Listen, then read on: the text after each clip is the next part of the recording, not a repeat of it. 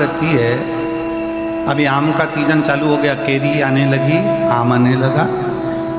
आम के बगीचे में जाकर देखना, जो नया नया पौधा होता है, नया नया आम का पेड़ होता है ना, उस पेड़ में जो नए नए फूल आते हैं। हमारे इधर मध्य प्रदेश में तो उसको आम के पेड़ के मोर कहते हैं, कि आम के पेड़ में मोर आए।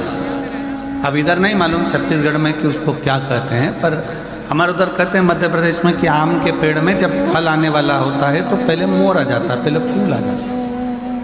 पर जब कोई नया आम का पेड़ होता है, पहली बार उसमें अगर फूल आता है, पहली बार अगर उसमें मोर आता है, तो बड़ा सुंदर दिखता है कि कितना सुंदर है, कितना विशाल है, कितना बढ़िया है। इसमें आम आएंगे, बहुत आएंगे, ढेरों आम लगेंगे और ढेरों आम इसमें लग जाए। पर जो श्रेष्ठ माली होता है ना, आम के पेड़ को जो संभालने वाला होता है, जो श्रेष्ठ माली होता है, जो बगीचे को संभालने वाला माली होता है, वो क्या करता है? उस आम के पेड़ के, नए आम के पेड़ के मोर को, फूल को तोड़ लेता, तोड़ कर उसको फेंक देता उसी पेड़ के नीचे। और दुनिया के लोगों को लगा कि इतना बढ़िया आम का पेड़ है, उसमें इतने सारे मोर भी लगे, इतने सारे फूल भी लगे और इतनी सारी केरियाँ आएंगी, इतने सारे आम लगेंगे। परंतु गजब करा माली ने, बगीचे के माली ने तो तोड़ा फूल को, मोर को और पेड़ के नीचे डाल दिया। कई लोगों को गुस्सा भी आया, कई लोगों को लगा भी सही कि ये क्या करा, बताओ। आम का पेड़ में इतने सारे मोर लगे थे, इतने सारे फूल लग रहे थे, और उसने तोड़ कर सब नीचे पटक दिया, उसको कुचल दिया, बेकार कर दिया। पर जो समझदार था, जिसकी चित्तवृत्ति में समझदारी थी, उसने माली को धन्यवाद दिया कि वारे माली तूने अच्छा करा, जो पहली बार नए वृक्ष में जो मोर आए थे, फूल आए थे, उसको तोड़कर तूने कीचड़ में डाल दिया, पेड़ की जड़ में डाल दिया। क्यों?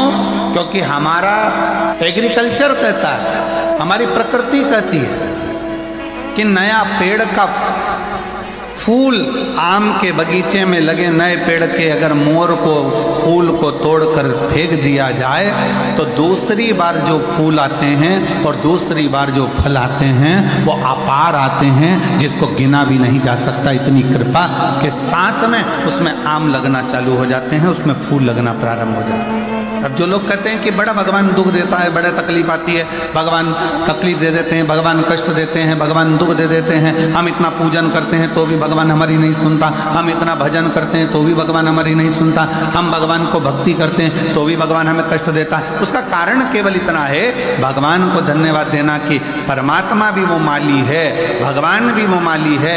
जैसे बगीचे का माली होता है, वैसे वो परमात्मा भी माली है। और परमात्मा यदि तुम्हें कुचल रहा है, परमात्मा थोड़ा कष्ट दे रहा है, परमात्मा थोड़ा दुख दे रहा है, परमात्मा थोड़ा सा कष्ट अगर तुमको जीवन में दे रहा है, तो समझ लेना कि जैसे मोर को तोड़ा गया, फूल को तोड़ा गया और जड़ में डाला गया, जिससे ये पेड़ और उन्नति करे और आगे बढ़े और बहुत उन्नति कर कर बहुत फल दे, उसी तरह भगवान भी अगर हमको दबा रहा है, कुचल रहा है, थोड़ा कष्ट दे रहा है, तो समझ लेना कि परमात्मा भी हमको बहुत आगे ले जाना चाहता है।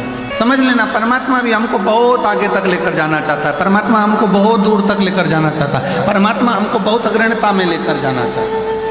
और शंभु शरणे पड़ी मांगो घड़ी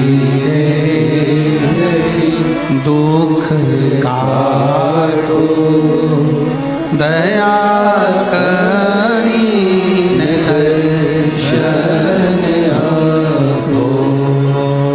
शंभु शरणे पड़ी मांगो घड़ी रे घड़ी दुख काटो दया करी दर्शन आपो।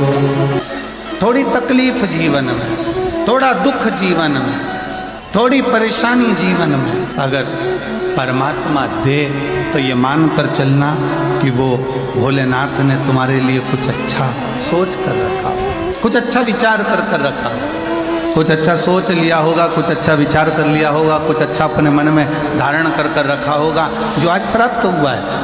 और बहुत बहुत मैं जशपुर के सभी श्रोता भाई बहनों को, इस जशपुर ज़िले के सभी श्रोताओं को बहुत बहुत साधुवाद देता हूँ कि तुम्हारे पुण्य बड़े प्रबल हुए होंगे जो ये शिव महापुराण की कथा मधेश्वर नाथ के चरणों में जो हो रही है। बहुत बहुत बोल बम का नारा है। आवाज नहीं आई, जरा दमदारी से बोल बम का नारा है। सारी समस्या का हल।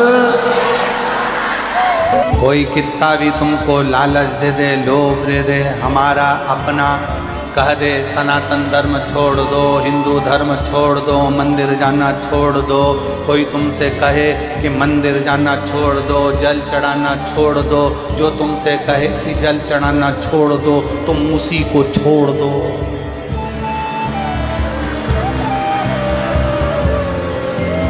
जो तुमसे कहे जल चढ़ाना छोड़ दो, मंदिर जाना छोड़ दो, शिव पुराण में जाना छोड़ दो, तुम उसको छोड़ दो। गलत लोगों की संगत नहीं करना, अपन को अच्छे की संगत में रहना, अच्छे की संगत। समझदारी रखना।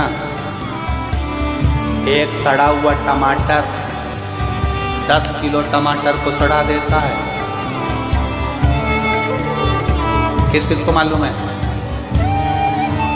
एक सड़ी हुई हरी मिर्च सारी मिर्च को सड़ा देती है। एक हरी मिर्च। सब्जी वाला सबसे पहला काम करता है, सुबह से सड़ी हुई हरी मिर्च को उठाकर फेंक देता है। अंगूर वाला सबसे पहला काम करता है, सड़े हुए अंगूर को निकाल कर फेंक देता है। केले वाला एक काम करता है, सड़े हुए केले को निकाल कर फेंक देता है, वरना ये पूरे केले सड़ा देगा, पूरे अंगूर सड़ा देगा।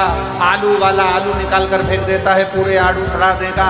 पपीते वाला पपीता निकाल कर फेंक देता है, पूरा पपीता सड़ा देगा। उसी तरह याद रखना, ये सड़े हुए को निकाल कर फेंक दो, नहीं तो पूरे जसपुर को सड़ा दे। मैं नाम नहीं लूंगा किसी का, पर तुम समझदार हो, मुझे विश्वास है तुम मेरी जीजी हो। जब तुम्हारा भाई समझदार है तो तुम कितनी समझदार हो। हम नाम नहीं लेंगे कि कौन सड़ा, ये सबको सड़ाने में लगे हैं। हमारा धर्म में आ जाओ, हिंदू धर्म छोड़ो, सनातन धर्म छोड़ो, हमारे धर्म में आ जाओ।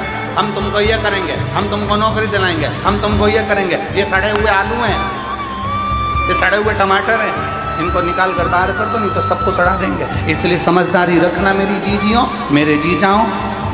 समझदार तो इशारा काफी है, ज़्यादा तो मैं क्या बोलूँ आपको।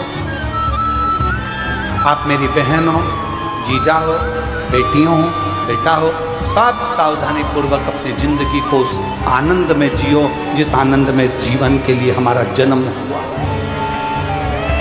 जिसके लिए हमारा जन्म हुआ है। हम व्यर्थ प्रपंच में, व्यर्थ कार्य में क्यों फंसे, क्यों? और शंभु शरण पड़ी मांगो घड़ी रे घड़ी, दुख काटो दया करी दर्शन आपो।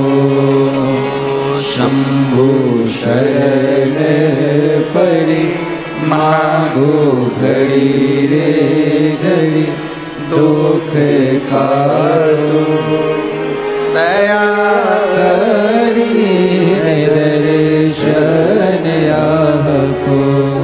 शिव कथा कह रही है, कहीं मन को मत भटकाइए, शंकर के दरवाजे जाओ, शिव को एक लोटा जल समर्पित करो। जब शिव